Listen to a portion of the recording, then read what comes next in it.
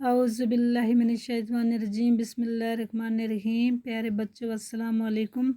School BMS कंडी class 8 subject Urdu. Topic मेरा वतन। मेरे वतन के आज सवालात व जवाबात करने हैं। सवाल नंबर 1 है, शायर ने नज़्म में किन किन परिंदों का जिक्र किया है? इसका जवाब है, शायर ने इस नज़्म में चिड़िया, तोता, मीना, मोर, कोयल, बुलबुल, कमरी और चकोर का जिक्र किया है।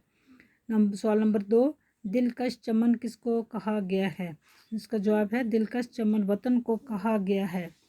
सवाल नंबर 3 है, फरदौस का इस चमन पर गुमान इस मिसरे में क्या मुराद है? इस मिसरे से मुराद है, इसका जवाब है, इस मिसरे से मुराद है कि इस चमन यानी वतन को देखकर जन्नत का गुमान होता है।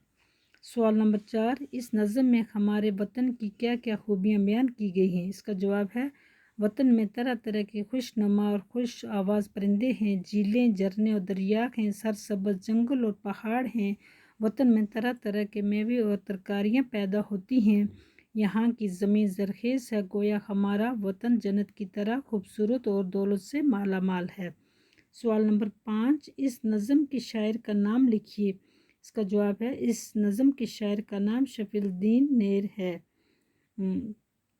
सवाल नंबर 6, शायर इस नज़्म में क्या पैगाम देना चाहते हैं? इसका जवाब है, शायर ये पैगाम देना चाहते हैं कि मेरा वतन हर तरह की खूबियों से माला माल है और इस तरह उन्होंने वतन दोस्ती का जज्बा उभारने की कोशिश की है।